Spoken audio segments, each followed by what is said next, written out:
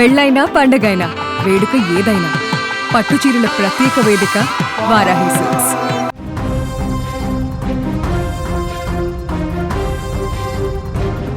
హైదరాబాద్లో మరో ఘోర అగ్ని ప్రమాదం చోటు చేసుకుంది. చందానగర్లో అర్ధరాత్రి చోటు చేసుకున్నటువంటి ఈ భారీ ప్రమాదంతో ప్రజలందరూ కూడా ఒక్కసారిగా భయాందోళనకు గురయ్యారు. ప్రధాన రహదారిపైన ఉన్నటువంటి ప్రముఖ అను ఫర్నిచర్ షోరూంలో ఒక్కసారిగా మంటలు చెలరేగి 5 అంతస్తులలోని ఫర్నిచర్ మొత్తం కాలి బూడిదైంది. ఈ ఘటనలో కోట్ల రూపాయల ఆస్తి నష్టం జరిగినట్టుగా అంచనా వేస్తున్నారు. అర్ధరాత్రి సమయంలో షోరూం నుంచి మంటలు రావడం గమనించిన స్థానికులు వెంటనే అగ్నిమాపక శాఖకు సమాచారం ఇచ్చారు. షోరూంలో చెక్క, కుషన్లు వంటి తేలికైనటువంటి మండే వస్తువులు అధికంగా ఉండడంతో మంటలు శరవేగంగా వ్యాపించాయి. అగ్నికిలలు మరింతగా ఎగిసిపడ్డాయి. చూస్తుండగానే 5 అంతస్తుల భవనం మొత్తం కూడా అగ్నికిలల్లో చిక్కుకుపోయింది. దట్టమైనటువంటి పొగ కమ్ముకోవడంతో స్థానికులు భయాందోళనకు గురయ్యారు. సమాచారం అందుకున్నటువంటి అగ్నిమాపక సిబ్బంది 3 ఫైర్ ఇంజన్లతో వెంటనే ఘటనా స్థలానికి చేరుకొని మంటలను అదుపులోకి తెచ్చేందుకు తీవ్రంగా శ్రమించారు. గంటల కొద్దీ సమయం ఓర్చక్కడ ప్రస్తుతానికైతే మంటలను కొంత కంట్రోల్లోకి తెచ్చినట్టు కనపడుతుంది. అయితే అప్పటికే షోరూంలోని ఫర్నిచర్ పూర్తిగా దగ్ధమైపోయింది. షోరూం జాతీయ రహదారి పక్కనే ఉండడంతో సహాయక చర్యల సమయంలో ట్రాఫిక్ తీవ్ర అంతరాయం కూడా ఏర్పడింది. పోలీసులు వాహనాలను వేరే మార్గంలో మళ్లించారు.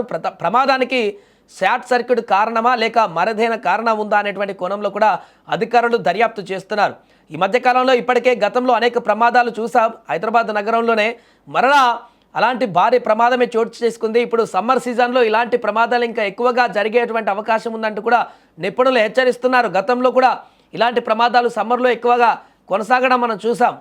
ఈ యొక్క ఎండ తీవ్రతతో కూడా ప్రమాదాలు జరుగుతుంటాయి. ఇప్పుడు షార్ట్ సర్క్యూట్ కారణంగా ప్రమాదాల తీవ్రతలు కూడా పెరుగుతున్నాయి. మరి ప్రమాదం షార్ట్ సర్క్యూట్ కారణంగానే జరిగిందా లేక ఇంకేదైనా కారణం ఉందా అనేది తెలియాల్సి ఉంది. దానికి సంబంధించి దర్యాప్తు కూడా కొనసాగిస్తున్నారు. బట్ షోరూమ్ యాజమాన్యం అయితే తీవ్ర ఆవేదనకు గురవుతుంది. ఎందుకంటే లక్షల కోట్ల రూపాయల విలువైనటువంటి సామాన్లంతా కూడా ఇప్పుడు అగ్నికి ఆహుతైపోయినాయి. పూర్తిగా వారి ఇన్వెస్ట్మెంట్ అంతా కూడా కాలి బూడిదైపోయింది. వారి యొక్క సంపాదన అంతా కూడా కాలి బూడిదైపోయినటువంటి పరిస్థితి ఏర్పడింది. అందుకే వారు తీవ్రమైనటువంటి ఆవేదన వ్యక్తం చేస్తున్నారు. ఇలాంటి పరిస్థితి వస్తుందంటూ ఊహించలేదంటూ కూడా బాధను వ్యక్తం చేస్తున్నటువంటి పరిస్థితి ఉంది. క్షణాల్లోనే కాలి బూడిదైపోయింది. పూర్తిగా కుషన్లు అదేవిధంగా చెక్కలు ఉన్నాయి కొన్ని. అక్కడ పూర్తి స్థాయిలో అవి మంటలకు మరింత ఆజ్యం పోసినట్టుగా కనిపించింది. చాలా ఈజీగా అవి మండిపోతూ ఉంటాయి ఇలాంటి అగ్ని ప్రమాదం జరిగినప్పుడు. దాంతో ఈ యొక్క అగ్ని ప్రమాద ఘటన మరింత తీవ్ర స్థాయి అయిపోయింది. ఫైర్ ఇంజన్లు వచ్చినా కూడా వెంటనే కంట్రోల్ చేయలేకపోయారు. ఎందుకంటే మండేటువంటి స్వభావం గల వస్తువులన్నీ కూడా ఆ బిల్డింగ్లోనే ఉన్నాయి కాబట్టి మంటల తీవ్రత అధికంగా కనిపించింది.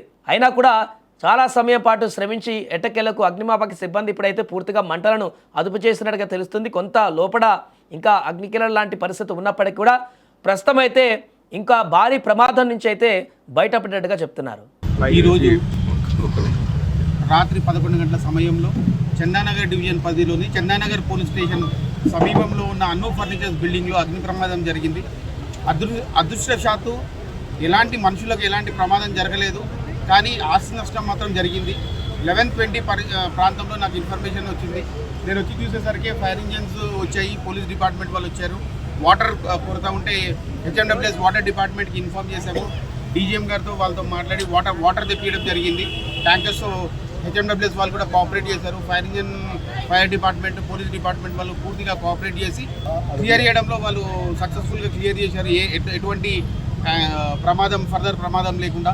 కానీ ఈ ఎండాకాలంలో ఫైర్ యాక్సిడెంట్స్ అయ్యే ఛాన్సెస్ చాలా ఎక్కువ కాబట్టి అందరూ కూడా తోని సేఫ్టీ తీసుకోవాలి. షాప్ కీపర్స్ అందరూ కూడా ఫైర్ సేఫ్టీ తీసుకోవాలని ఈ సందర్భంగా షాప్ కీపర్స్ అందరినీ కోరుతున్నాము.